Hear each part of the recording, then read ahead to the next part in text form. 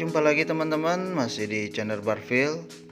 Di kesempatan kali ini kami ingin sharing sedikit mengenai salah satu cara mengatasi ayam yang over brutalnya.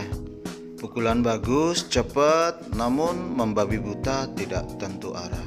Selamat menyaksikan. Bagi teman-teman penghobi ayam pisau, mungkin ya ayam dengan pukulan cepat kemudian brutal itu menjadi salah satu nilai plus tersendiri. Selain enak dilihat, ayam yang mainnya cepat dan brutal itu dia bisa memberikan efek psikologis ya, terutama bagi diri kami sendirilah. Rasanya itu bisa menaikkan kepercayaan diri itu mungkin ya hampir 100% dibandingkan dengan ayam-ayam yang tipe mainnya lambat dan cenderung menunggu. Namun terkadang hal itulah yang seringkali menjadi bumerang bagi kita pecinta ayam Filipin dengan tipe main yang cepat dan brutal. Karena apa? Biasanya ayam tipe cepat dan brutal itu dia akan sedikit kewalahan kalau bertemu dengan ayam yang pintar. Ya, karena ayam yang pintar itu biasanya dia tidak akan meladeni lawannya. Jadi lawannya asik mukul, dia asik menghindar. Setelah mungkin 3 sampai 6 kali mukul, ayam yang cepat itu biasanya udah mulai bingung kalau ketemu ayam yang pintar. Oleh sebab itulah, maka pemilik atau pecinta atau penghobi ayam yang tipe mainnya cepat harus pintar-pintar cari lawan. Jangan sampai ketemu ayam dengan tipe yang smart atau pintar.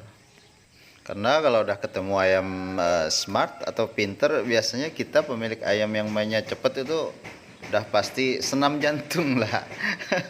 Selalu senam jantung isinya ya, karena itu tadi seperti kami bilang, ayam tipe smart tuh biasanya dia tidak meladen. Dia nunggu ayam cepet itu bingung dan capek sendiri, baru kemudian dia menghantamnya.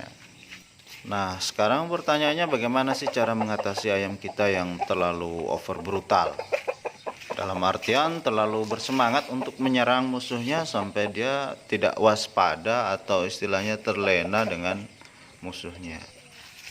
Nah, inilah salah satu caranya teman-teman. Ya, kalau bahasa kerennya ini di pointing. Atau kalau bahasa kami orang Hulu ini ya, ayam dimasukkan ke dalam sangkar jemur kemudian dijajarkan berdekatan.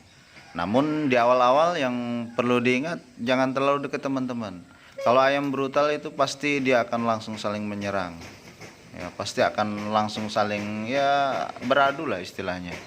Maka itulah untuk tahap-tahap awal atau pertama kali atau ya mungkin beberapa kali kita harus memberikan space atau jarak yang cukup. Ya kira-kira antara 50 sampai 70 cm lah untuk tahap awal. Nah, terus kenapa yang ini jauh sekali? Ini mungkin sekitar 2 meteran. Karena itu ayam yang ujung itu yang jenggernya lebar itu usianya udah cukup mapan sekali, udah 2 tahun. Sedangkan yang ini masih di bawah 1 tahun, teman-teman. Ya, takutnya kalau terlalu berdekatan antara yang muda dengan yang tua, yang muda tuh bisa down mentalnya. Nah, kurang lebih seperti inilah, karena ini udah beberapa kali ya teman-teman. Ini sekitar antara 40 sampai 50 cm jaraknya. Kalau kita perhatikan kan ya cukup tenang, dia asik sendiri. Jadi tidak terlalu over brutal dia kalau udah seperti ini. Dan seiring dengan waktu nanti jaraknya akan kita perpendek lagi.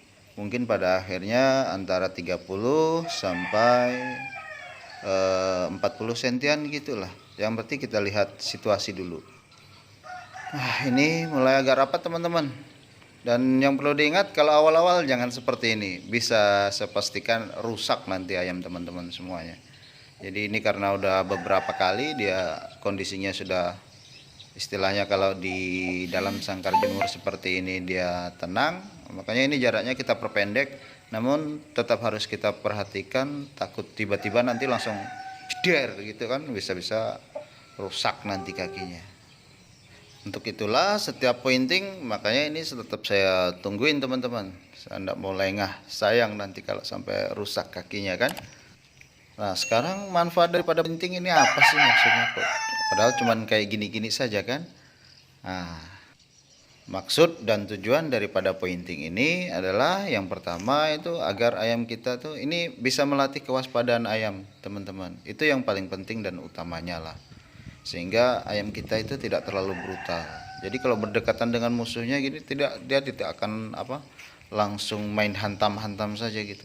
Jadi kira-kira kapan dia menyerang, kapan dia berhenti menyerang, mudah-mudahan harapannya dengan kita pointing ini ya ayam akan sedikit ya istilahnya mengerem kebrutalannya lah. Jadi dia tahu kapan harus menyerang dan kapan harus berhenti menyerang. Terus nanti apakah jadi lambat ayamnya berarti? Ya tidak. Ya pukulan dia tetap cepat, laju seperti biasa. Hanya saja ya mudah-mudahan harapannya dia tahulah timing yang tepat dia harus nyerang itu bagaimana. Jadi tidak main hantam-hantam jak lah istilahnya gitu. Terus waktu pointing yang benar itu kapan? Ya, kapan sajalah istilahnya teman-teman mau, bisa pagi atau sore. Yang penting ya ndak usah pas panas-panasnya hari gitu kan. Ya kalau saya biasanya ya pagi, sore gitu. Kalau mau istilahnya mau cepat turun arena ya pagi sore tetap saya pointing. Terus di umur berapa lagi ayam bisa di pointing? Ya kira-kira sekitar 6 atau 7 bulan sudah bisa kita istilahnya memberikan ya biar ndak terkejut gitu langsung tiba-tiba di pointing gitu kan.